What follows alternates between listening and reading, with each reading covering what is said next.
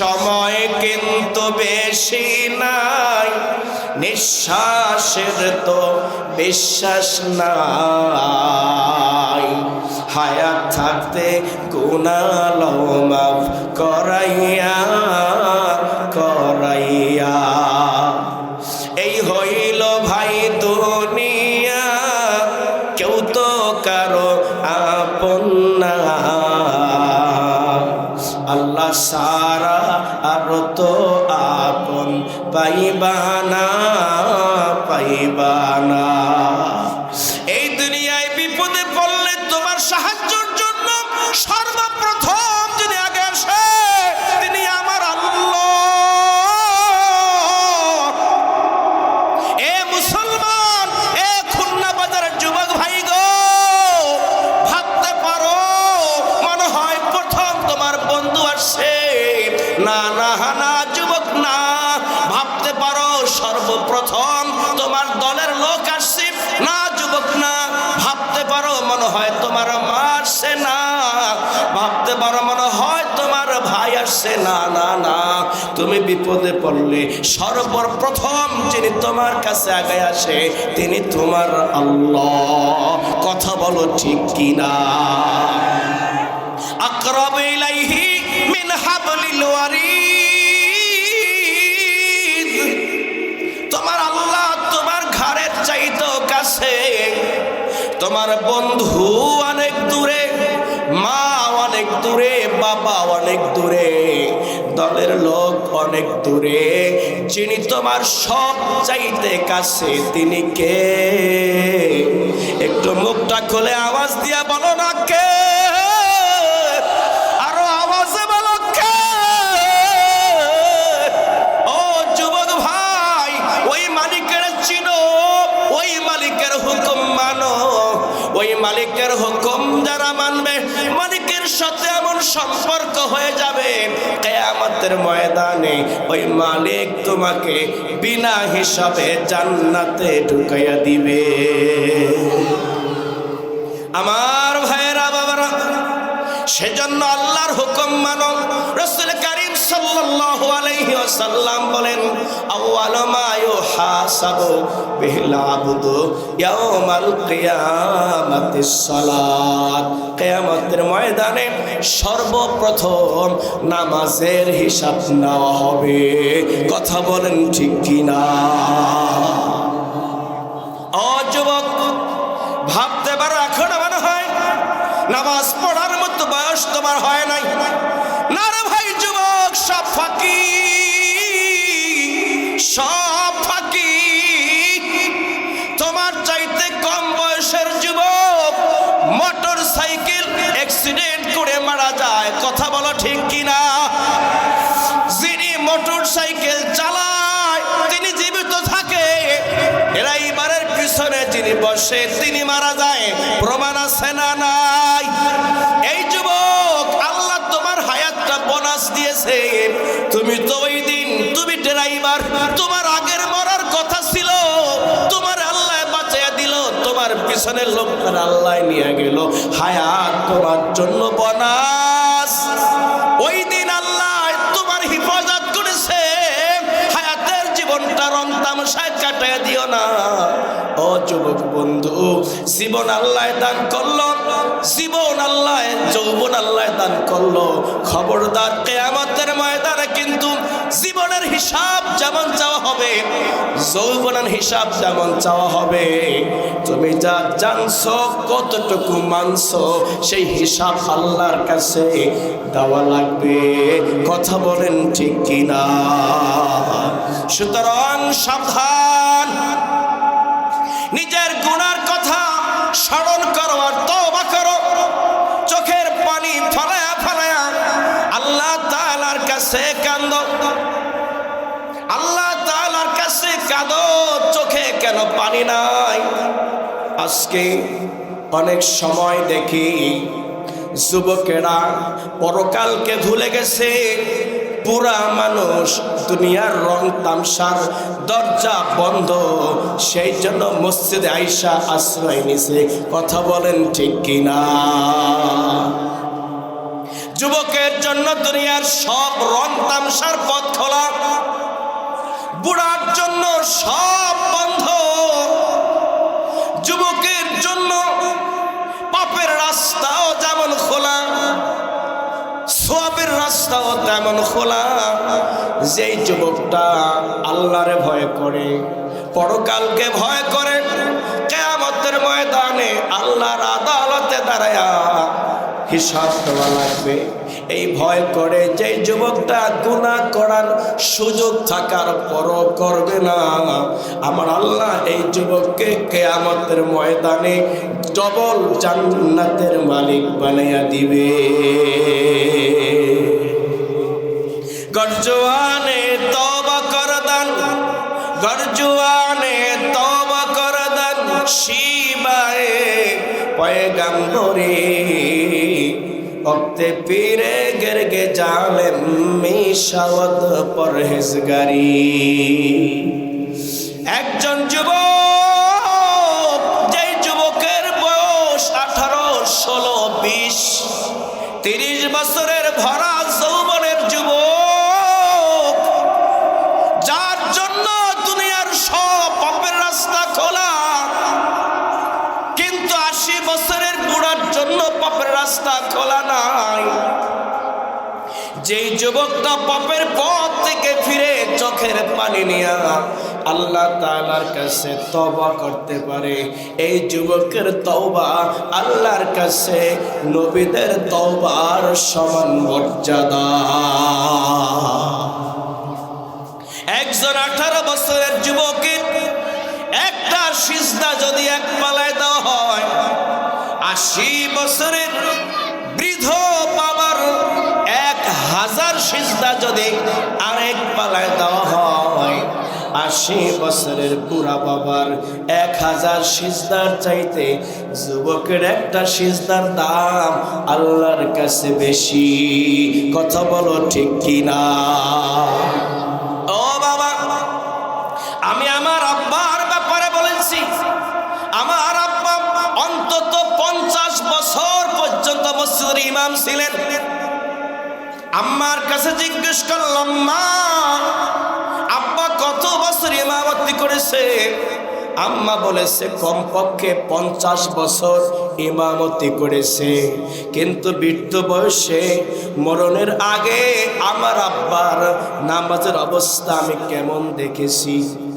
আমার আব্বা নামাজ পড়ে, মসজিদে যখন যেতে পারতেন মসজিদে গিয়ে নামাজ আদায় করতেন। কোনো একদিন ওই মসজিদে নামাজের পরে মিটিং ছিল, সেজন্য আমি খুলনা বাজার থেকে নামাজ আদায় করে ওই মসজিদে গেলাম। গিয়ে দেখি আমার আব্বা নামাজের মধ্যে তাশাহুদ পড়া অবস্থায় বসে আছে। আমি গিয়ে আব্বার বাম পাশে যখন বসলাম, দেখলাম আব্বা আমার দিকে তাকাইছে। আমি ভাবলাম বাবার নামাজ মনে হয় শেষ।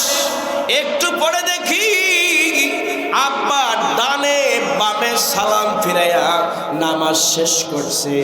আমি বললাম, আব্বা আমি যখন আপনার পাশে আইসা বসলাম দেখলাম আপনি আমার দিকে তাকাইছেন, এরপরে দেখলাম কিছুক্ষণ পরে ডানে বামে সালাম ফিরে নামাজ শেষ করছেন, কারণ কি?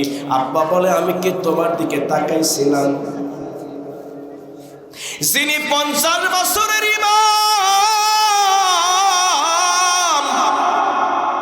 শেষ বয়সে নামাজের মধ্যে আমলে কাসির হলে, এমন যদি কাজ নামাজের মধ্যে করি যাতে আমলে কাসিরের পর্যায়ে পড়ে যায়, নামাজ তার নষ্ট হয়ে যায়। আব্বা আমার দিকে তাকায়, এদিক ওদিক তাকায়, সেই খেয়ালটা আব্বার নাই।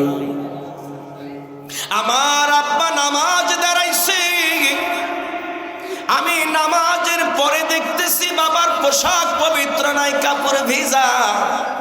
আমি বললাম, আব্বু নামাজ পড়েছেন, নামাজ তো হয় নাই, কাপড় তো আপনার নাপাক, কাপড় ভিজা। আব্বা বলে, কই কাপড় তো ঠিকই আছে। আমার আব্বা 50 বছরের ইমাম। খুলনা উত্তর বাজার কেন্দ্রীয় জামে মসজিদ ও ব্যবসায়ীদের উদ্যোগে আয়োজিত 2 দিন ব্যাপী 21তম ঐতিহাসিক তাফসিরুল কোরআন মাহফিলের আজকের এই শেষ দিনের সম্মানিত সভাপতি জনাব আলহাজ সৈয়দ গোলাম রব্বানী নাগরমিরা, মাহফিলে আজকের প্রধান বক্তা হযরত মাওলানা মুফতি আব্দুর রহমান বেতাগী, আলোচনা করেছেন অধ্যাপক সৈয়দ মোজাম্মেল হক মাকসুদ স্যার, আলোচনা করেছেন মাওলানা নিজামউদ্দিন। মাহফিলে আমন্ত্রিত হযরত উলামায়ে কেরাম, আমন্ত্রিত মেহমানবৃন্দ, মাহফিলের পরিচালক, উপস্থাপক সহ যাদের নাম পোস্টারে এসেছে এবং যাদের নাম আসে নাই, উপস্থিত হযরত উলামায়ে কেরাম, এলাকার সম্মানিত ব্যক্তিবর্গ, দিনদার ইমানদার মুসলমান ভাইয়েরা, বাবারা, যুবক বন্ধুরা, সম্মানিতা মা ও বোনেরা, মহান আল্লাহ রাব্বুল আলামিনের দরবারে কালিমাতু শুকর আদায় করছি। আমরা সবাই একসাথে পড়ছি আলহামদুলিল্লাহ। বাজারের সম্মানিত ব্যবসায়ী ভাই বাবাদেরকে বলবো,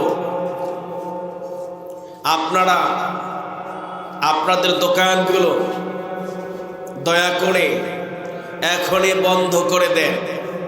কোরআনের সম্মানে আপনারা আপনাদের দোকানের আজকের মতো বেচা কেনা বন্ধ করে দেন। আল্লাহ তাআলা কোরআনকে সম্মান দেখালে আল্লাহ পাক আপনার সম্মান বাড়িয়ে দিবে, আপনার ব্যবসার মধ্যে আল্লাহ পাক বরকত দান করে দিবেন। আমরা সবাই বলি আমিন। আমি আজকে মাগরিবের সময় বলেছিলাম মসজিদের নামাজের পরে যে গতকাল স্টেজ থেকে আমি বাজারের ব্যবসায়ীদেরকে খুঁজতে চেষ্টা করেছিলাম। সেখানে আমি 8 থেকে 10 জনের চেহারা চিহ্নিত করতে পেরেছি। বাজারের ব্যবসায়ীরা মাহফিলে শ্রোতা হয়ে আসছিলেন। আজকে আমি চাইব বাজারের সকল ব্যবসায়ীরা এই মাহফিলকে সৌন্দর্য করার জন্য, সফল করার জন্য সবাই দোকান বন্ধ করে মাহফিল ময়দানে চলে আসবে। কথা বলেন ঠিক কিনা? তাহলে আমি বহিরাগত শ্রোতাদেরকেও ছুটে দিয়ে দিব যে আপনারাও চলে যান, বাসায় গিয়ে বসে বসে কম্বল মুড়া দিয়া বয়ান শুনতে থাকেন। কথা বলেন ঠিক কিনা? আমি চাই না এমন কোন পরিবেশ তৈরি হোক। উদাত্ত আহ্বান জানাচ্ছি, বিনয়ের সাথে বলছি, একটু পরে বাজারের ব্যবসায়ীদের হাজিরা নেওয়া হবে। এই বাজারে প্রায় 4 শতাধিক দোকানদার আছে, 400-র উপরে দোকানদার আছে। আমি চাই যখন আমি বলবো বাজারের ব্যবসায়ীরা হাত তোলেন, পুরা প্যান্ডেল যেন ব্যবসায়ীদের হাতে আলোকিত হয়ে যায়। আল্লাহ কবুল করুন, জোরে বলেন আমিন। আমার ভাইয়েরা বাবারা, খুলনা বাজার ঐতিহাসিক তাফসীর কোরআন মাহফিল নিয়ে মানুষের একটা স্বপ্ন থাকে, যেই মাহফিল থেকে আমরা কিছু গুরুত্বপূর্ণ কথা শুনব, যে কথাগুলো দুনিয়া এবং আখিরাত উভয় জাহানের জন্য কল্যাণকর হবে। সেই আশা আকাঙ্ক্ষা সামনে রেখে গতকালকে বক্তারা চমৎকার বয়ান করেছেন। আমরা আশা রাখি, আপনাদেরকে আশ্বস্ত করতে চাই, আজকেও আমরা যে সকল আলোচকদেরকে দাওয়াত করেছি তারাও আপনাদেরকে মন প্রাণ ভরে দুনিয়া আখিরাত উভয় জাহানের জন্য কল্যাণকর এমন কিছু গুরুত্বপূর্ণ কথা তিনি শোনাবেন। আমরা আল্লাহ তাআলার কাছে সেই দোয়াই কামনা করি, আল্লাহ পাক এই মাহফিল কবুল করুন। সবাই বলি আমিন। ভাইয়েরা আমার, এই পৃথিবী ক্ষণস্থায়ী। এই পৃথিবীর জীবন যাপন যা কিছু করতেছি সব ক্ষণস্থায়ী। ব্যবসায়ী ভাইয়েরা, আপনার ব্যবসা পরে থাকবে। এই মসজিদের সামনে দোকান ছিল, আলহাজ আব্দুল মতিন শিকদার সাহেবের দোকান ছিল। দোকানে আর একজন দোকানদার ব্যবসা করতেছে। আব্দুল মতিন শিকদার কবরে ঘুমে আছে। কথা বলেন ঠিক কিনা? এই বাজারে কত দোকানদার ব্যবসা করেছে, দোকান আগের জায়গায় আছে কিন্তু দোকানদার নাই। এমন একদিন হবে দোকানদার ভাইয়েরা, আপনার দোকান পড়ে থাকবে, আপনার ব্যবসা পড়ে থাকবে, কিন্তু আপনি থাকবেন না। কথা বলেন ঠিক কিনা? সুতরাং আজকের মাহফিলকে সম্মান দেখিয়ে নিজের ভাগ্য পরিবর্তন করার জন্য সকল দোকানদার ভাইয়েরা, আমি আশাবাদী আজকের মাহফিলে সশরীরে অংশগ্রহণ করে আল্লাহর কাছ থেকে বরকত হাসিল করবে। কথা বলেন ঠিক কিনা? গোটা জিন্দেগীর সব হিসাব আল্লাহ তাআলার কাছে দেওয়া লাগবে। ঠিক কিনা বলেন? আপনি কি ভাবতেছেন আপনি যা প্রকাশ্যে করতেছেন শুধু এগুলোই হিসাব হবে, আর যেগুলা গোপনে করতেছেন সেগুলোর হিসাব হবে না? বিষয়টা কি এমন? বরং প্রকাশ্যে আর গোপনে যা কিছু করতেছি সবগুলোর হিসাব রাখতেছেন কে? আল্লাহ রাব্বুল আলামিন বলেন, فَأَمَّا مَنْ أُوتِيَ كِتَابَهُ بِيَمِينِهِ فَسَوْفَ يُحَاسَبُ حِسَابًا يَسِيرًا। আওয়াজ করে বলেন সুবহানাল্লাহ। আমার আল্লাহ তাআলা বলেন, যাদের হাতে কিয়ামতের ময়দানে হিসাবের খাতা আমল নামা ডান হাতে দেওয়া হবে, ফাসাউফা ইউহাসাবু হিসাবান ইয়াসীরা, তাদের হিসাব সহজ হয়ে যাবে। জোরে জোরে বলেন সুবহানাল্লাহ। সহজ হিসাব, ইউহাসাবু হিসাবান ইয়াসীরা। আল্লাহর নবী, রহমতের নবী, দয়ার নবী, প্রেম ভালোবাসার নবী, নবী আমার সব সময় দোয়া করতেন, আল্লাহুম্মা হাসিবনি হিসাবান ইয়াসীরা। হে আল্লাহ, আপনি আমার হিসাব সহজ করে দিন। সাহাবায়ে কেরামকে দোয়া শিখাইতেন, ও আমার সাহাবীরা রে, তোমরা আল্লাহর কাছে দোয়া করো, আল্লাহুম্মা হাসিবনি হিসাবান ইয়াসীরা। ও দয়ার মালিক, আপনি আমার হিসাব সহজ করে নিন। সাহাবায়ে কেরাম আল্লাহ নবীর কাছে প্রশ্ন করি, ইয়া রাসূলুল্লাহ, ইয়া হাবিবাল্লাহ, নবী গো, সহজ হিসাব কেমনে হবে? কিভাবে হিসাব নিলে আমাদের হিসাবটা কিয়ামতের ময়দানে সহজ হবে? নবী আমার ডেকে বলে, সাহাবীরা, সহজ হিসাব হলো, ওগো মালিক, সারা জীবনে যত গুনাহ করেছি সব আমল আমার মধ্যে লেখা হয়েছে গো আল্লাহ। তুমি যদি একটা একটা করে আমার কাছে হিসাব চাও, একটা নিয়ামতের হিসাব দিয়ে জান্নাতে যাওয়া সম্ভব হবে না। আমার আল্লাহ তাআলা বলেন, বান্দারে, আমি তোমাকে যে নিয়ামত দান করেছি, ওয়া ইন তাউদ্দু নি'মাতাল্লাহি লা তুহসুহা। এ বান্দা, আমি তোমাকে যত নিয়ামত দান করেছি, যদি তুমি গণতে শুরু করো, লা তুহসুহা, আমার নিয়ামত গুনে শেষ করতে পারবা না। সাহাবায়ে কেরাম প্রশ্ন করেন, নবী গো, সহজ হিসাব আল্লাহ কেমনে নিবে?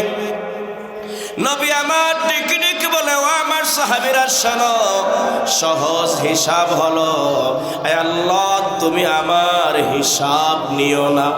কিয়ামতের ময়দানে দয়া করে মায়া করে আমারে তুমি বিনা হিসাবে জান্নাতে ঢুকাইয়া দিও।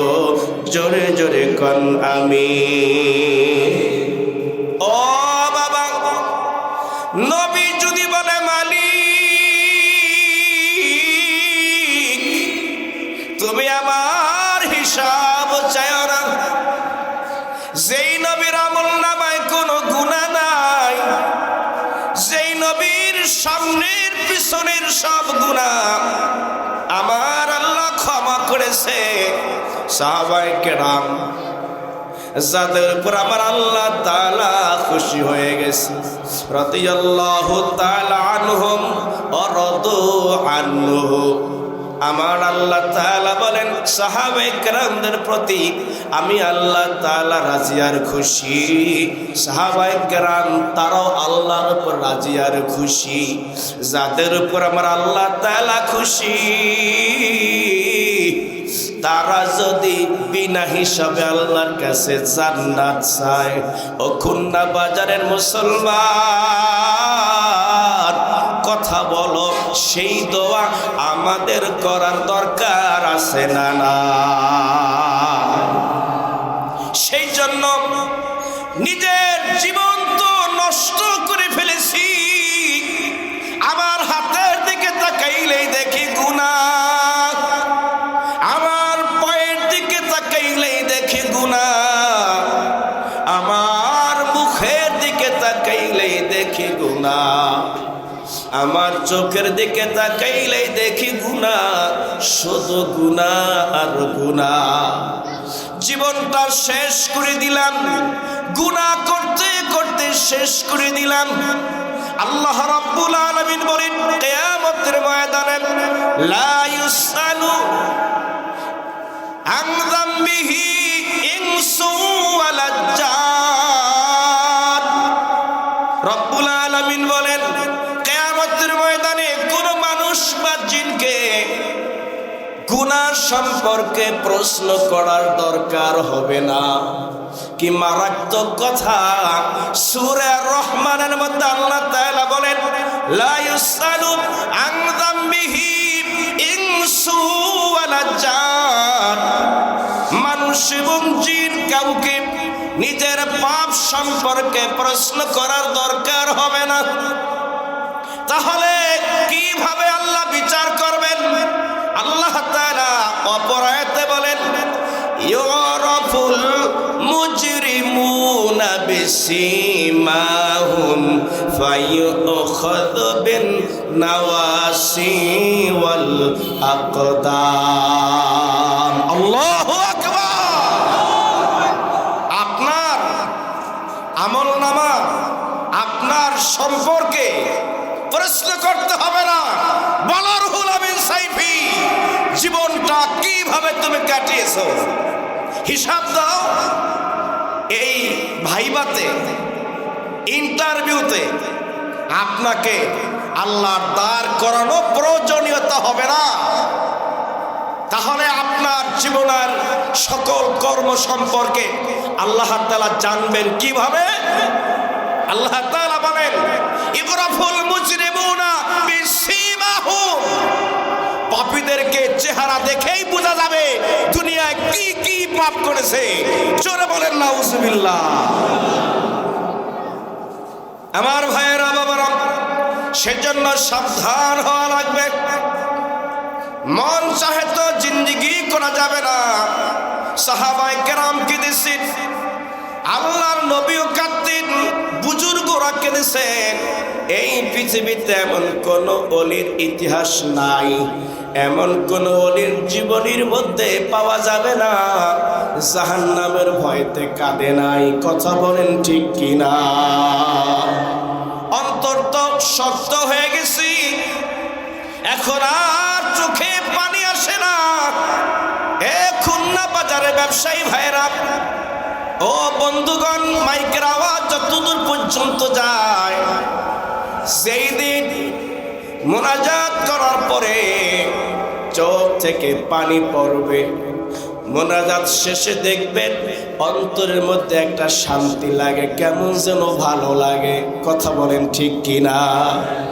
মোনাজাত করে মালিকের কাছে যদি দুইটা চোখের পানি ফালায়া আল্লাহ তাআলার কাছে কাঁদে কেঁদে বলতে পারি নিজের গুনাহের কথা, ওই দিন মোনাজাত শেষ করার পরে কেমন যেন একটু হালকা হালকা লাগে, মনে হয় কি একটা বোঝা যেন মাথায় ছিল মাথার থেকে চলে গেছে। আমার ভাইয়েরা, বাবার, এটা আপনার ব্যক্তিগত সিদ্ধান্ত না, আমার রাসূল জানিয়ে দিয়েছেন, মান বাকা মিন খাশিয়াতিল্লাহ হারামাল্লাহু তিলকাল আইনা আলান নার।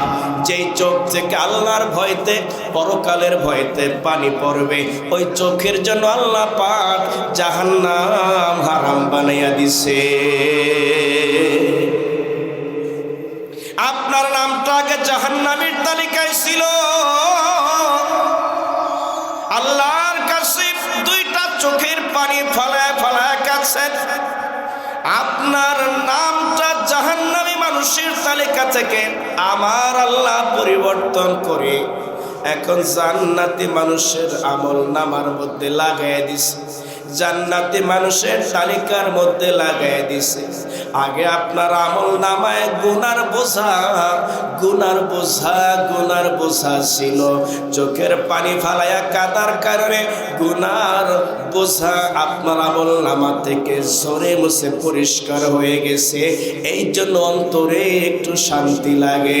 জোরে জোরে বলেন সুবহানাল্লাহ। আমার ভাইয়েরা, বাবারা, অসংখ্য হাদিস এবং আয়াত থেকে প্রমাণ হয়ে যায় কিয়ামতের ময়দানে প্রত্যেকটা জিনিস মানুষের পক্ষে কিংবা বিপক্ষে সাক্ষী হয়ে দাঁড়াবে। যারা দুনিয়ায় কোরআন তেলাওয়াত করেছে, কোরআন তাদের পক্ষে সাক্ষী হয়ে যাবে।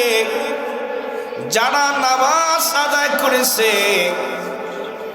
নামাজের স্থান যেই জায়গায় সে কপাল লাগাইয়া সিজদা করেছে, ওই জায়গাটা কিয়ামতের ময়দানে আল্লাহ তাআলার কাছে সাক্ষী দিবে। জোরে বলেন সুবহানাল্লাহ। এইখানে শেষ নয়, রাসূল কারীম সাল্লাল্লাহু আলাইহি ওয়াসাল্লাম বলেন, আযান হওয়ার পর যেই মানুষগুলো নামাজ আদায়ের জন্য মসজিদের দিকে হাঁটতে থাকে, ওই মানুষগুলোর কদম যেই জায়গায় পড়ে, মসজিদে আসা যাওয়ার পথে আপনার পায়ের কদমটা যেই জায়গায় পড়েছে, মসজিদে আসা যাওয়ার পথে দুই পাশে যত কুল বৃক্ষ গাছপালা ছিল, মসজিদে আসা যাওয়ার পথে দুই পাশে যত প্রাণী জগৎ ছিল, মসজিদে আসা যাওয়ার পথে দুই পাশে যত পাহাড় পর্বত মাটি খাল বিল পুকুর পুষ্কুলি ছিল, রাসূল কারীম সাল্লাল্লাহু আলাইহি ওয়াসাল্লাম বলেন, সব কিছু কিয়ামতের ময়দানে এই ব্যক্তিকে আল্লাহর পক্ষ, এই ব্যক্তির পক্ষে আল্লাহর আদালতে সাক্ষী দিবে।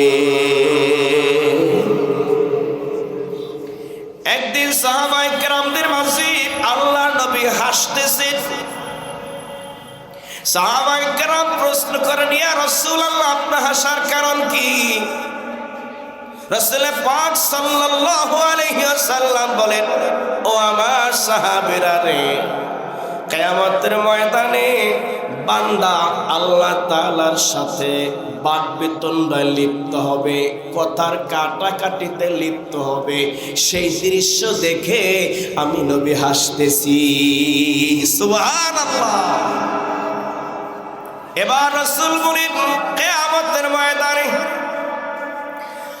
আল্লাহ তাআলা যখন কোন বান্দার ব্যাপারে সিদ্ধান্ত নেবেন, বান্দা ডেকে ডেকে বলবে, রব্বুল আলামিন, আপনি কি আমাকে জালিমের জুলুম থেকে হেফাজত করেন নাই?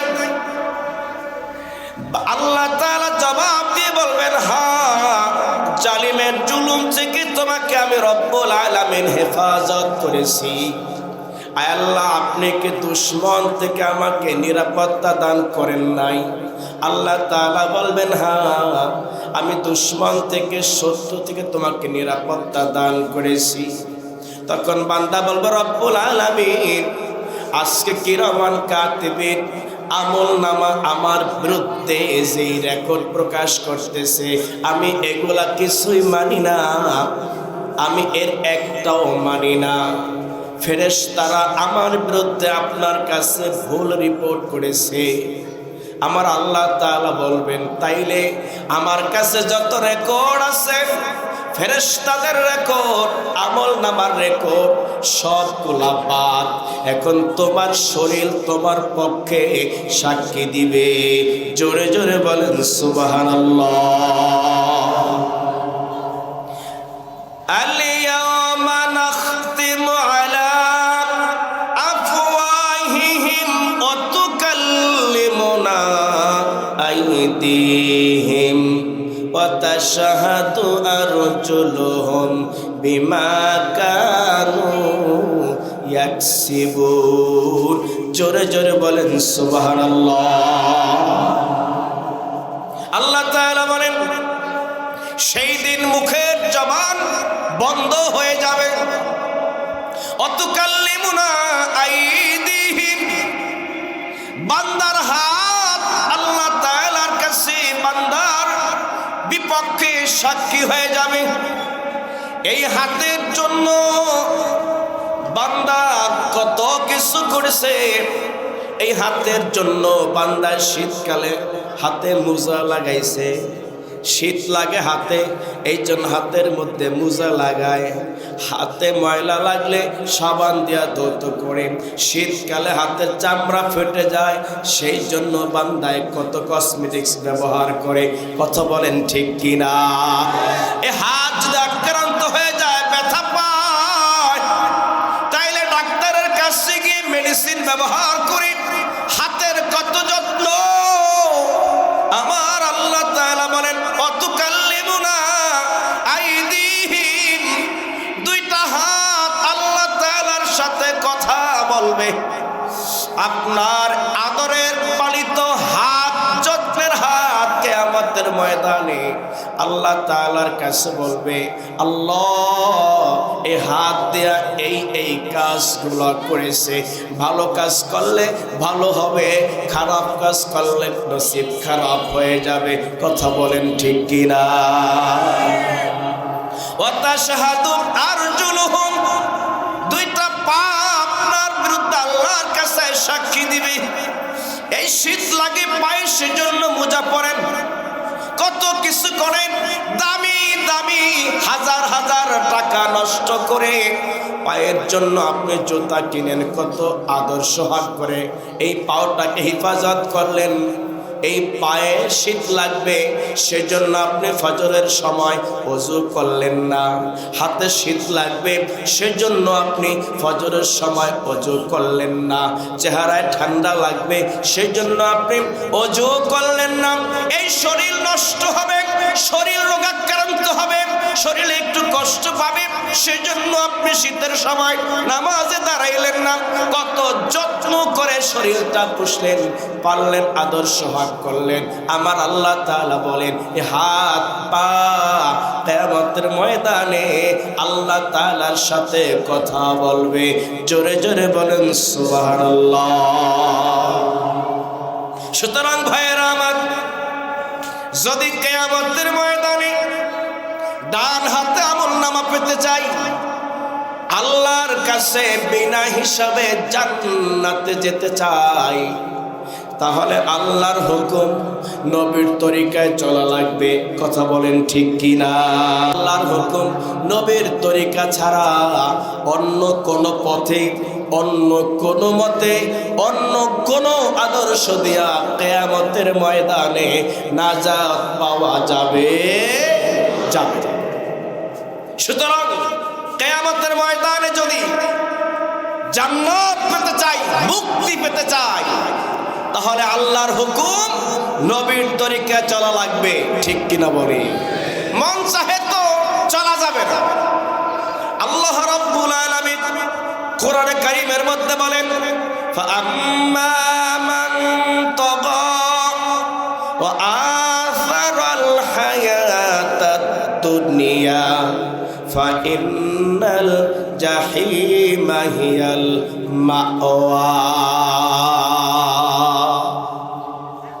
যারা নিজের প্রবৃত্তির স্মরণ করে চলেছে, মন যা চেয়েছে তো তাই করেছে, কোনটা হালাল কোনটা হারাম, কোনটা জায়েজ কোনটা নাজায়েজ, কোন পথে শান্তি আর কোন পথে শাস্তি, কোনটা ভালো কোনটা মন্দ, এই বিচার যারা করে নাই, নিজের মন যা চেয়েছে তাই করেছে, ফাইন্নাল জাহিমা হিয়াল মাওয়া।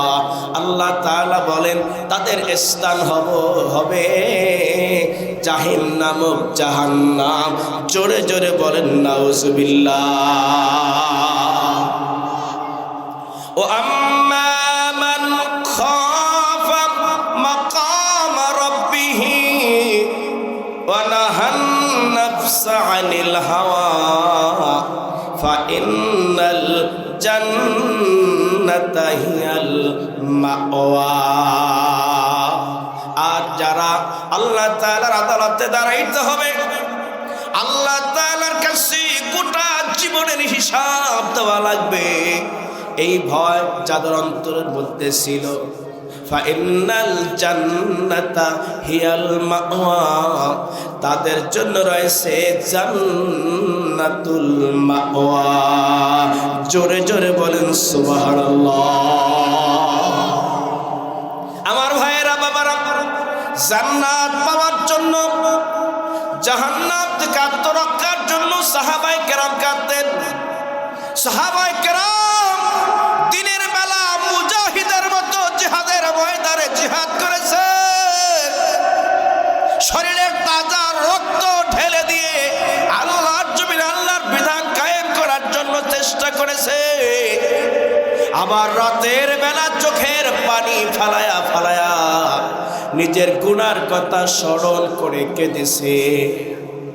আমার ভাইয়েরা বাবারা, সাহাবায়ে কেরাম যদি কাঁদতে পারে, সাহাবায়ে কেরাম যদি আল্লাহর আদালতে দাঁড়ানোকে এত ভয় করতে পারে, আপনার আবার আমলের হিসাব কি?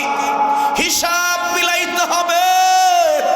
মালাকাল মাউত কোন দিন জানি আপনার বাড়ির দরজায় এসে ডাক দেয়। জীবনের ঘড়ির কাঁটা, হায়াতের ঘড়ির কাঁটা কোন দিন জানি সোজা হয়ে যায়।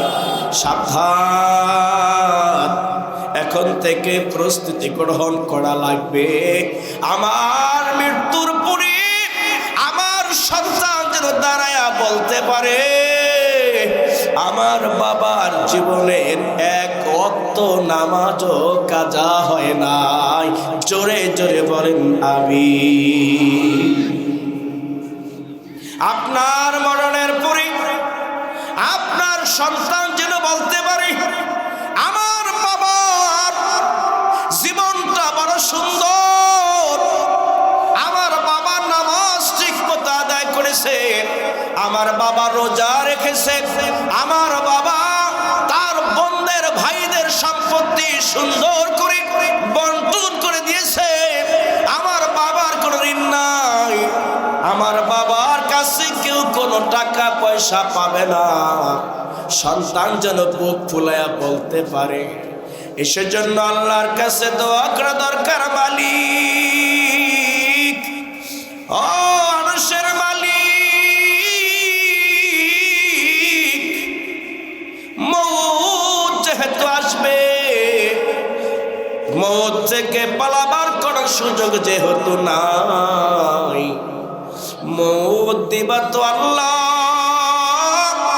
নামাজের সিজদার মধ্যে দিও।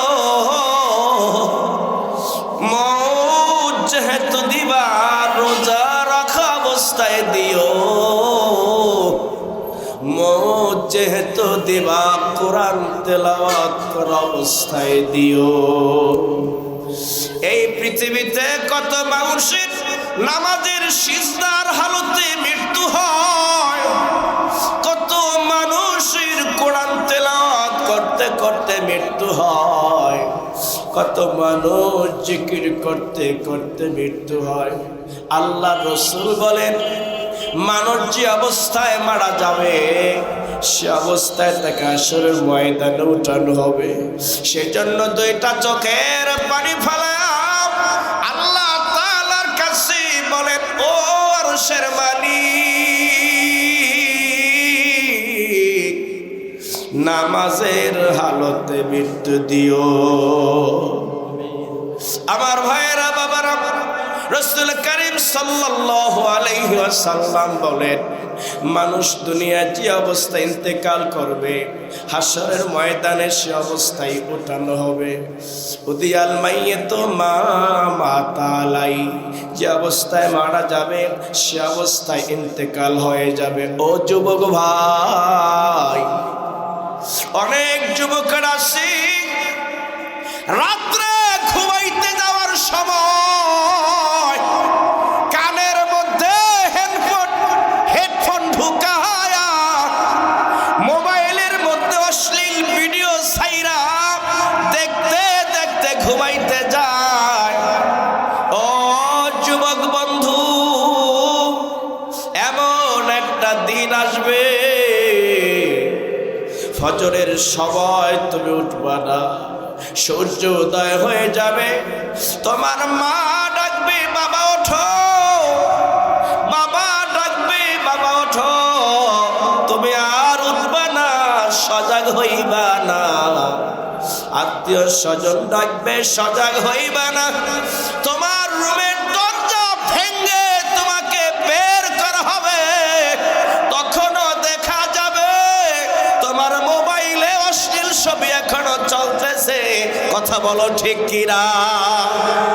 ও বাবা, ও যুবক বন্ধু, তোমার মোবাইলের এমবির মেয়াদ আছে কিন্তু তোমার হায়াতের কোনো মেয়াদ নাই। তোমার মোবাইলের ডাটা কানেকশনের মেয়াদ আছে। ও যুবক ভাই, ডাটা কানেকশনের মেয়াদ আছে, সর্বনিম্ন মেয়াদ হলো 24 ঘন্টা, কিন্তু তোমার হায়াতের 1 সেকেন্ডেরও গ্যারান্টি নাই। কথা বলেন ঠিক কিনা? সময় কিন্তু বেশি নাই, নিঃশ্বাসের তো বিশ্বাস নাই। হায়াত থাকতে গুনাহ মাফ করাইয়া করাইয়া, এই হইল ভাই দুনিয়া, কেউ তো কারো আপন না। আল্লাহ সারা আর তো আপন পাইবানা পাইবানা। এই দুনিয়ায় বিপদে পড়লে তোমার সাহায্যের জন্য সর্বপ্রথম যিনি আগে আসে তিনি আমার আল্লাহ। এ মুসলমান, এ খুলনা বাজারের যুবক ভাই গো, ভাবতে পারো মনে হয় প্রথম তোমার বন্ধু আসছে। না না না যুবক, না, ভাবতে পারো সর্বপ্রথম তোমার দলের লোক আসছে। না যুবক, না, ভাবতে পারো মনে হয় তোমার মা আসছে। না, ভাবতে পারো মনে হয় তোমার ভাই আসছে। না না না, তুমি বিপদে পড়লে সর্বপ্রথম যিনি তোমার কাছে আগে আসে তিনি তোমার আল্লাহ। কথা বলো ঠিক কিনা? আকরাবু ইলাইহি মিন হাবলিল ওয়ারিদ, তোমার আল্লাহ তোমার ঘরের চাইতেও কাছে। তোমার বন্ধু অনেক দূরে, মা অনেক দূরে, বাবা অনেক দূরে, দলের লোক অনেক দূরে, যিনি তোমার সব চাইতে কাছে তিনি কে? একটু মুখটা খুলে আওয়াজ দিয়া বলো না কে? আরো আওয়াজে বলো কে? ও যুবক ভাই, ওই মালিকের চিনো, ওই মালিকের হুকুম মানো। ওই মালিকের হুকুম যারা মানবে, মালিকের সাথে এমন সম্পর্ক হয়ে যাবে কিয়ামতের ময়দানে ওই মালিক তোমাকে বিনা হিসাবে জান্নাতে ঢুকাইয়া দিবে। আমার ভাইয়েরা, বাবারা, সেজন্য আল্লাহর হুকুম মানো। রাসূল কারীম সাল্লাল্লাহু আলাইহি ওয়াসাল্লাম বলেন, আউয়ালু মা ইউহাসাবু বিহিল আবদু ইয়াউমাল কিয়ামাতিস সালাত। কিয়ামতের ময়দানে সর্বপ্রথম নামাজের হিসাব নেওয়া হবে। কথা বলেন ঠিক কিনা? ও যুবক, ভাবতে পারো এখন মনে হয় নামাজ পড়ার মতো বয়স তোমার হয় নাই। না রে ভাই যুবক, সব ফাঁকি, সব ফাঁকি। তোমার চাইতে কম বয়সের যুবক মোটর সাইকেল অ্যাক্সিডেন্ট করে মারা যায়। কথা বলো ঠিক কিনা? যিনি মোটর সাইকেল চালায় তিনি জীবিত থাকে, ড্রাইভারের পিছনে যিনি বসে তিনি মারা যায়। প্রমাণ আছে না নাই? এই যুবক, আল্লাহ তোমার হায়াতটা বোনাস দিয়েছে।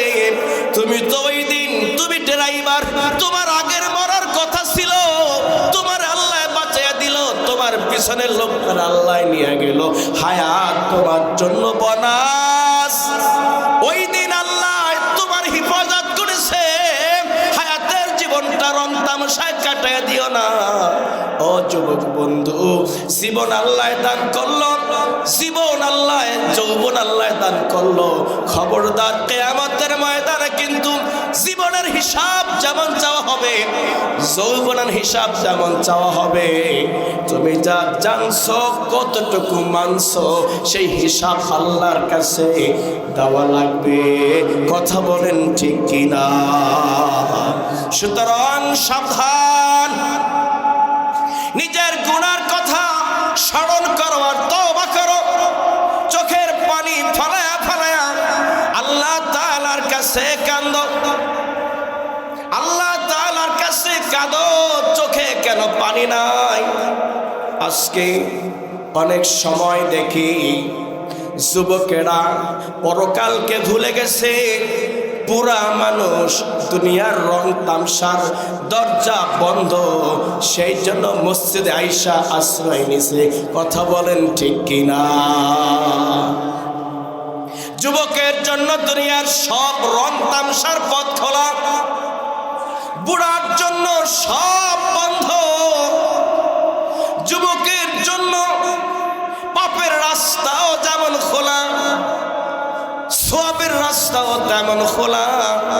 যেই যুবকটা আল্লাহরে ভয় করে, পরকালকে ভয় করে, কিয়ামতের ময়দানে আল্লাহর আদালতে দাঁড়ায়া হিসাব দেওয়া লাগবে, এই ভয় করে যেই যুবকটা গুনাহ করার সুযোগ থাকার পরও করবে না, আমার আল্লাহ এই যুবককে কিয়ামতের ময়দানে ডবল জান্নাতের মালিক বানাইয়া দিবে।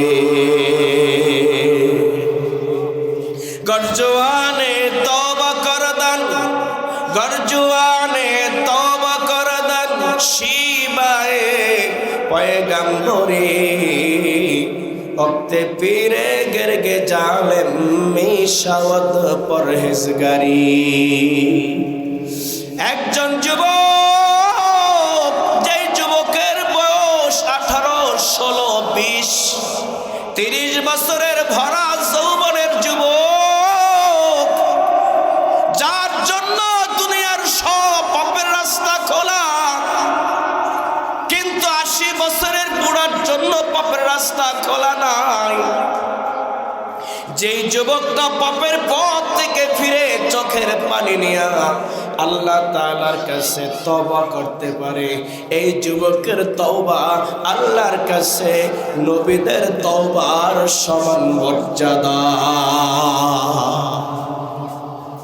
একজন 18 বছরের যুবকের একটা সিজদা যদি এক পালায় দেওয়া হয়, 80 বছরের বৃদ্ধ বাবার 1000 সিজদা যদি আরেক পালায় দেওয়া হয়, 80 বছরের বুড়া বাবার 1000 সিজদার চাইতে যুবকের একটা সিজদার দাম আল্লাহর কাছে বেশি।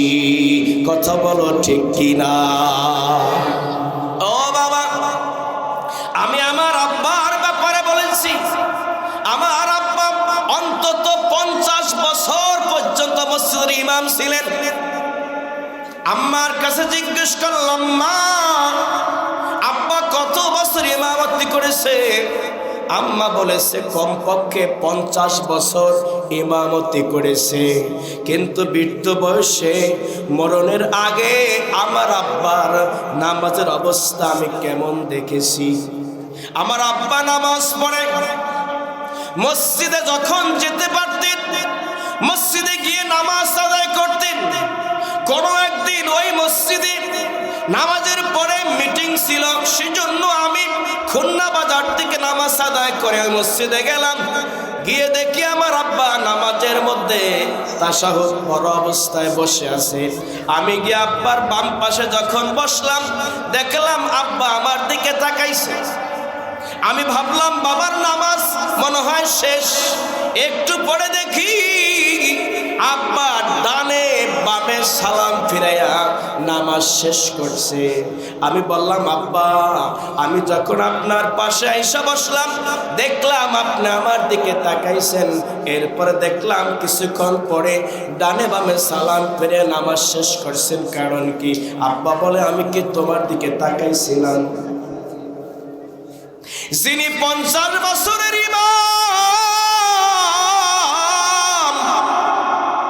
শেষ বয়সে নামাজের মধ্যে আমলে কাসির হলে, এমন যদি কাজ নামাজের মধ্যে করি যাতে আমলে কাসিরের পর্যায়ে পড়ে যায়, নামাজটা নষ্ট হয়ে যায়। আব্বা আমার দিকে তাকায়, এদিক ওদিক তাকায়, সেই খেয়ালটা আব্বার নাই। আমার আব্বা নামাজ দাঁড়াইছে, আমি নামাজের পরে দেখতেছি বাবার পোশাক পবিত্র নাই, কাপড় ভিজা। আমি বললাম, আব্বু নামাজ পড়েছেন, নামাজ তো হয় নাই, কাপড় তো আপনার নাপাক, কাপড় ভিজা। আব্বা বলে, কই কাপড় তো ঠিকই আছে। আমার আব্বা 50 বছরের ইমাম, 50 বছর পর্যন্ত ইমামতি করলো। এই বৃদ্ধ বয়সে 80 বছর বয়সে সে আর নামাজের পোশাকের পবিত্রতা তার খেয়াল থাকে না, শারীরিক পবিত্রতার কথা তার খেয়াল থাকে না। সেজন্যই তো কবি বলছেন, গর্জওয়ানে তওবা কর দেন শিবায়ে পয়গম্বরি, ওক্তে ফিরে গিরগে জালেম মিশাওয়াদ পরহেজগারি। জুবান বয়সের তওবা নবীদের তওবার সমান মর্যাদা। জোরে বলেন সুবহানাল্লাহ। ও যুবক বন্ধু, তোমাকে বলছি, আসো আজান হওয়ার পরে মসজিদে আসো। ফি ইবাদাতিল্লাহ, যেই যুবক তার যৌবনকাল আল্লাহ তাআলার ইবাদতে কাটাবে, কিয়ামতের ময়দানে আল্লাহ পাক ওই যুবককে আরশ আজিমের ছায়া দান করবে। ও যুবক বন্ধু, সারাটা জীবন তুমি কোন আদর্শ মেনে চললা? রাসূল কারীম সাল্লাল্লাহু আলাইহি ওয়াসাল্লামের আদর্শ তোমার মধ্যে নাই। তুমি কি জানো কিয়ামতের ময়দানে রাসূল কারীম সাল্লাল্লাহু আলাইহি ওয়াসাল্লাম পতাকা উড়ায় দিবে, আল্লাহর হাবিবের হাতে পতাকা থাকবে, সকল নবীরা ওই পতাকার নিচে ছায়া নিবে, সকল উম্মতেরা নবীর পতাকার নিচে ছায়া গ্রহণ করবে। জোরে জোরে বলেন সুবহানাল্লাহ। মা আতাকুমুর রাসূল ফাখুযুহু ওয়া মা নাহাকুম আনহু ফান্তাহু। আল্লাহর যেই বিধান তোমাদের কাছে নবী করিম সাল্লাল্লাহু আলাইহি ওয়াসাল্লাম নিয়ে আসছেন, সেই বিধান গ্রহণ করো। রাসূল যা করতে বলেছেন তা করো, রাসূল যেটা করতে নিষেধ করেছেন সেইটা ছেড়ে দাও। কথা বলেন ঠিক কি না? আমার যুবক ভাইরা, একটা বয়সে আপনারা বুড়া হয়ে যাবেন। আমরা যারা আছি যুবক, আল্লাহ হায়াতে বাঁচিয়ে রাখলে একটা বয়সে এসে আমরা তো বুড়া হয়ে যাব, ঠিক কিনা বলেন? সৌভাগ্যবান সেই বুড়া মানুষ যিনি তার যৌবনকালটা ইবাদতে কাটিয়ে দিয়েছে। সরকার যদি শেষ বয়সে বাসায় বসায়া পেনশন দিতে পারে, আমার আল্লাহ তাআলা মালিকাল মুলক, আসমানের মালিক, জমিনের মালিক, আল্লাহ তাআলা বলবেন যারা যৌবনকালে ইবাদত করেছে বুড়া বয়সে ইবাদতের সওয়াব পেনশন করে দেওয়া হবে। কথা বলেন ঠিক কিনা? নারে তাকবীর। যুবক, তোমাকে বলছি যৌবনের বয়সটা, যৌবনকালের বয়সটা ইবাদতে কাটায়া দাও। আমার ভাইয়েরা, বাবারা, যুবকদের জন্য আল্লাহর বিশেষ একটি স্বপ্ন আছে, আল্লাহর নবীর বিশেষ একটা স্বপ্ন আছে। কারণ যুবক যদি জাগে ইসলাম জেগে যায়, যুবক যদি জাগে দেশ জেগে যায়, যুবক যদি নিভে যায় গোটা দেশ অন্ধকার হয়ে যায়। বাংলাদেশ 24 জুলাই অভ্যুত্থানের মধ্যে দিয়ে যে বিজয় অর্জন করেছে, এর শুরুটা যুবকরাই করেছে। কথা বলেন ঠিক কিনা? এই যুবকরা যদি ইসলামের জন্য, দেশ এবং মানবতার জন্য এগিয়ে আসে, ইসলাম, দেশ, মানবতা এই পৃথিবীতে উন্মুক্ত হবে, ইসলাম, দেশ, মানবতার বিজয় হয়ে যাবে। কথা বলেন ঠিক কিনা? যুবক, তোমাকে বলছি ভাই, আসো, ইসলামের জন্য আসো, ইসলামের পথে আসো, দেশের পথে আসো, মানবতার পথে আসো, ইসলাম, দেশ, মানবতার জন্য ঐক্যবদ্ধ হয়ে দাঁড়ায় যাও। পৃথিবীর কোনো শত্রু তোমার দিকে বাঁকা আঙ্গুলে, বাঁকা দৃষ্টিতে তাকানোর মতো সাহস করবে না। কথা বলো ঠিক কিনা?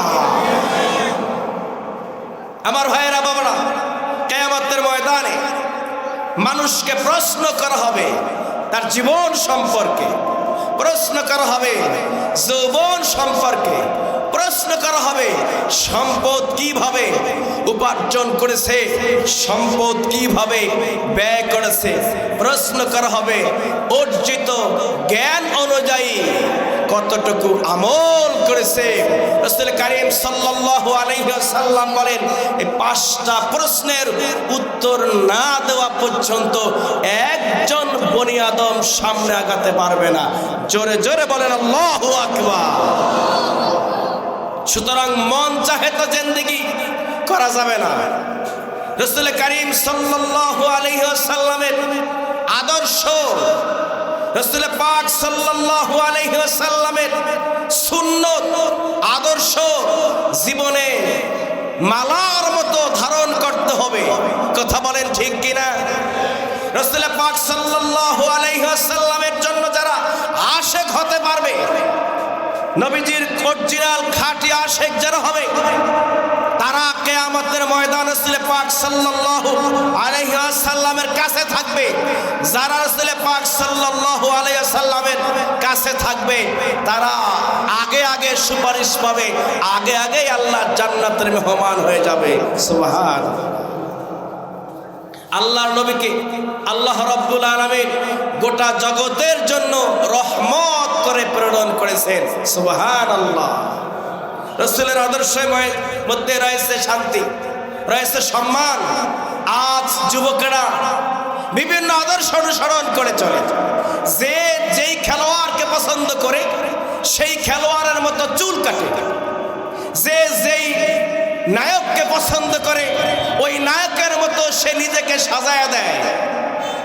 আর রাসূল পাক সাল্লাল্লাহু আলাইহি ওয়াসাল্লামকে যিনি মহব্বত করে, ওই লোকটা নিজেকে রাসূল পাক সাল্লাল্লাহু আলাইহি ওয়াসাল্লামের আদর্শে সাজাতে চায়। কথা বলেন ঠিক কিনা? আল্লাহর নবী, বিশ্ব নবী চলে গেলেন আর বলে গেলেন, তারাকতু ফীকুম আমরাইন, আমি নবী তোমাদের কাছে দুইটা জিনিস রেখে যাচ্ছি। লান তাদিল্লু মা তামাসসাকতুম বিহিমা কিতাবাল্লাহ ওয়া সুন্নাত রাসূলি। আল্লাহ রাসূল বলেন, আমি নবী চলে যাচ্ছি, তোমাদের জন্য দুইটা জিনিস শিখে যাচ্ছি, আল্লাহর কিতাব কোরআন আর আমার সুন্নত, আমার আদর্শ, আমার হাদিস।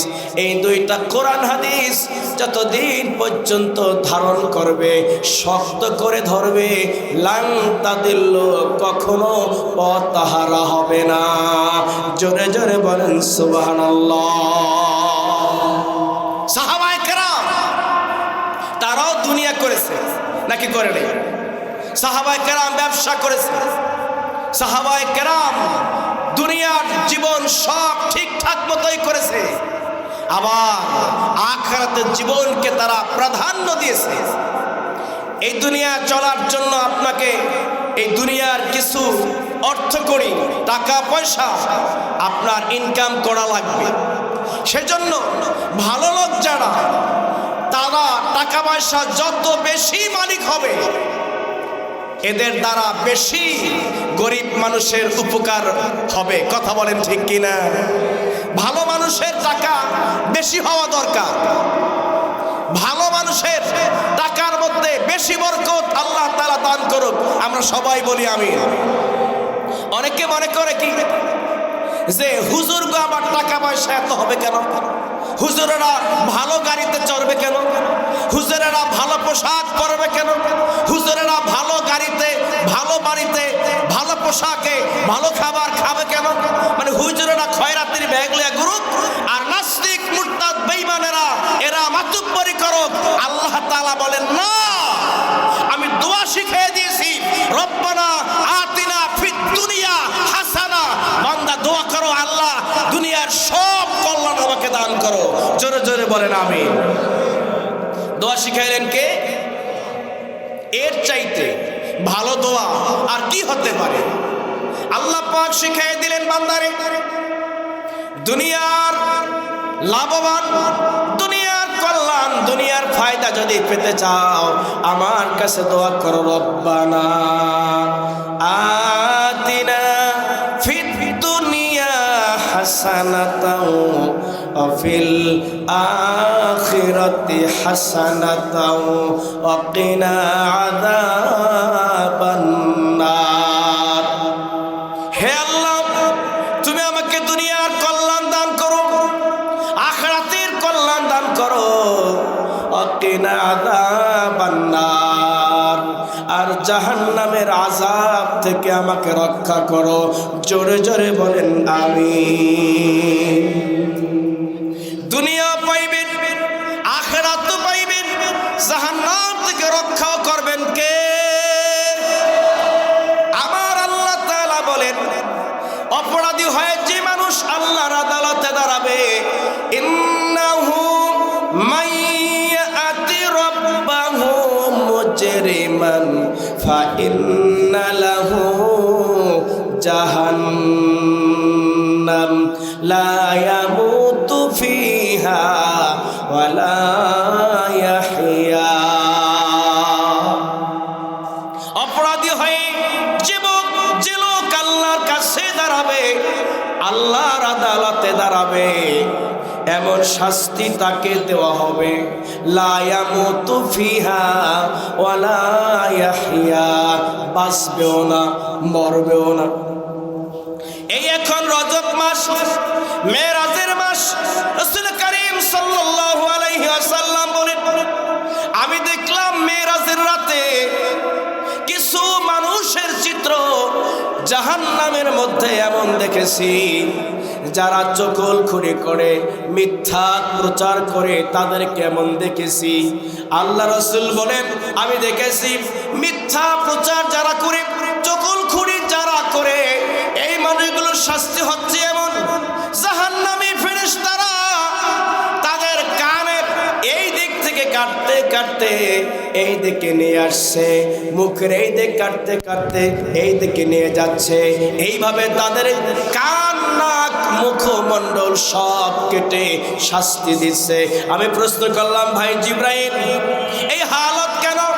জিবরাইল বলে, ইয়া রাসূলুল্লাহ, এই মানুষগুলো দুনিয়া চকলখড়ি করেছে, এক জায়গার কথা আরেক জায়গায় গিয়া লাগাই দিছে। এই মানুষগুলো মিথ্যা সংবাদ প্রচার করেছে, সেজন্য আল্লাহ পাক তাদেরকে এইভাবে আযাব দিতেছে। জোরে জোরে বলেন নাউজুবিল্লাহ। আল্লাহ রাসূল বলেন, আমি রাসূল দেখলাম, মিরাজের রাত্রে দেখলাম জাহান্নামের মধ্যে কিছু নারীদেরকে জিহ্বার সাথে ঝুলিয়ে রাখা হয়েছে। জোরে বলেন নাউজুবিল্লাহ। জিহ্বার সাথে কিছু নারীদেরকে ঝুলিয়ে রাখা হয়েছে। হযরত রাসূল পাক সাল্লাল্লাহু আলাইহি ওয়াসাল্লাম জিবরাইলের কাছে জিজ্ঞাসা করে, ও ভাই জিবরাইল, এইভাবে নারীদেরকে জিহ্বার সাথে ঝুলিয়ে রাখার কারণ কি? জিবরাইল বলে, ইয়া রাসূলুল্লাহ, এরা হচ্ছে সেই নারী যারা কথা দিয়া, ভাষা দিয়া নিজের স্বামী আর প্রতিবেশীদেরকে কষ্ট দিয়েছে, তাদেরকে আল্লাহ পাক এইভাবে শাস্তি দিতেছে। রাসূল কারীম সাল্লাল্লাহু আলাইহি ওয়াসাল্লাম দেখলেন কিছু মানুষের সামনে হালাল খাবার আছে, সুস্বাদু খাবার আছে, আবার পাশেই দুর্গন্ধময় কষ্ট বিশ্রী খাবার আছে।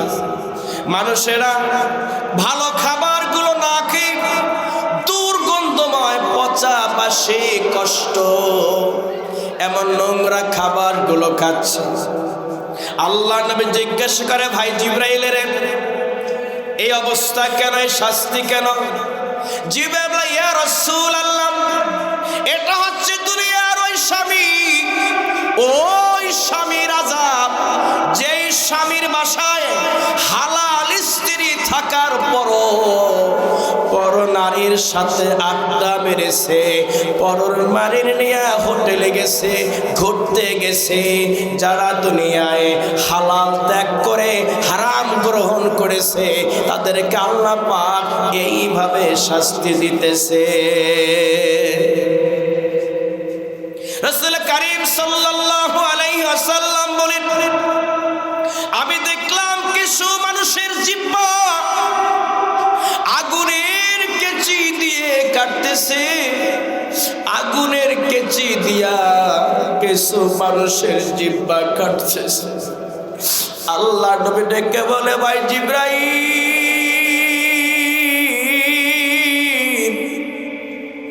এইভাবে আগুনের কেচি দিয়া জিহ্বা কাটার কারণ কি রে ভাই জিবরাইল? জিবরাইল কে, ইয়া রাসূলুল্লাহ, এরা দুনিয়ার সেই বক্তা, সেই দায়ী যারা মানুষকে ভালো ভালো নসিহত করেছে, নিজেরা আমল করে না। এই হাদিস যখন পড়ছি খুব ভয় লাগে। হাদিস যখনই পড়লাম, ওই সমস্ত বক্তাদেরকে, দায়ীদেরকে কিয়ামতের ময়দানে আগুনের কেচি দিয়া জিহ্বাটা কাটা হবে। বড় ভয় লাগে, বড় ভয় লাগে। আল্লাহর কাছে দোয়া করছি, মালিক, যত বয়ান করেছি অনেক বয়ান আমার নিজের আমল নাই, সব বয়ান আমি নিজে আমল করতে পারি নাই। তবে আবার কোন বয়ান শুনে যদি তোমার কোনো বান্দা আমল করে, ওই উসিলায় তুমি আমারে মাফ করে দিও।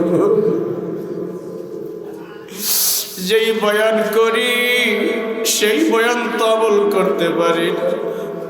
ও মালিক, আমার বয়ান শুনে যদি কেউ আমল করে, তোমার রাসূল বলেছেন, কোন ব্যক্তি যদি কোন ব্যক্তিকে নামাজের জন্য আহ্বান করে, তার আহ্বান শুনে যদি একজন বেনামাজি আইসা নামাজে শরীক হয়ে যায়, ওই নামাজ পড়ে লোকটা যে নেকি পাবে, সমপরিমাণ নেকি দাওয়াতকারীকে দেওয়া হবে।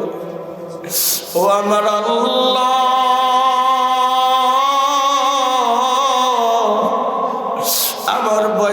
হাসরে যদি একজন মানুষ একটা আমল করে, সে উসিলায় কিয়ামতের ময়দানে আমারে তুমি মাফ করে দিও। রব্বুল আলামিনের কাছে বলছে, মালিক কিয়ামতের ময়দানে তো তুমি শুধু আমলনামা দেখে উসিলা তালাশ করতে চাইবা, দেখি কোনোভাবে বান্দাকে মাফ করা যায় কিনা।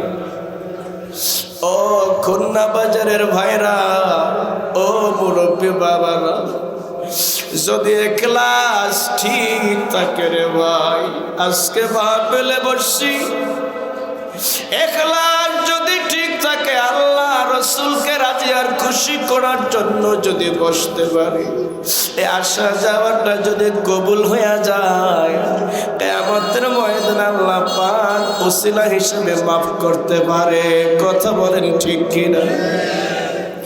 ও বাবা, মাঝে মধ্যে বয়ান করার সময় বলি, আমি একজন শিক্ষক, আমার মধ্যে আল্লাহ পাক আর কি পরিমাণ মায়ার মহব্বত দিয়েছে। আল্লাহর রহমতের সাগর, আমার আল্লাহর রহমতের সাগর থেকে সামান্য একটু দয়ার মায়া আল্লাহ আমাকে দিছে। আমি যখন আমার স্টুডেন্টদের, শিক্ষার্থীদের পেপার যখন দেখতে যাই, যখন দেখি একটা ছেলে মেয়ে পাশ করার জন্য 33 নাম্বার লাগে, যখন দেখি 25 পেয়েছে, 30 পেয়েছে, বারবার শুধু তার পেপারটা উল্টাই দেখি কোথাও আরো 5 মার্ক বাড়ায় দেওয়া যায় কিনা। কথা বলেন ঠিক কিনা? ও বাবা, আমার মধ্যে আর কি পরিমাণ মায়ার মহব্বত আছে। আমার আল্লাহ তাআলার তো দয়ার সাগর, আমার আল্লাহ রহমতের সাগর, সেখান থেকে সামান্য একটু রহমত আল্লাহ আমাকে দান করেছে। এইটুকু রহমত আর দয়া প্রেম ভালোবাসায় যদি একজন ফেল করা ছাত্র ছাত্রীকে পাশ করিয়ে দেওয়ার জন্য আমি বারবার দেখি, বারবার পেপার উল্টাইয়া দেখি, যে নাম্বার আগে দিয়েছি আরেকটু নাম্বার বাড়াইয়া পাশ করানো যায় কিনা। কথা বলেন ঠিক কিনা? আমার আল্লাহ তাআলা বলেন, আমি কিয়ামতের ময়দানে বান্দার আমল আমার দিকে তাকাবো, এরপরে বান্দার মাফ করার জন্য আমি ওসিলা তালাশ করতে থাকবো। যখন আল্লাহ পাক দেখবেন বান্দার আমলনামা যা লেখা আছে, আগের যে আমল দেওয়া আছে, এতে বান্দা জাহান্নামের আসামি, আমার আল্লাহ তাআলা তখন ওসিলা তালাশ করতে থাকবেন, ওসিলা তালাশ করতে থাকবেন। দেখি তো খুলনা বাজার মাহফিলে কারা কারা আসছে, সুবহানাল্লাহ বলেন। দেখি তো খুলনা বাজার মাহফিলে কারা কারা আসছে। আমার আল্লাহ তাআলা যদি দেখে এই খুলনা বাজার মাহফিলে আমরা আসছি, চোখের পানি ফেলে আল্লাহর কাছে নিজের গুনার কথা স্মরণ করে করে কেঁদেছি, আমার আল্লাহ দয়ার সাগর, আমার আল্লাহ তাআলা মায়ার সাগর, আমার মন সাক্ষী দেয় এই উসিলায় আমার আল্লাহ মাফ করতে পারে। কথা বলেন ঠিক কিনা? লা ইলাহা ইল্লাল্লাহ, লা ইলাহা।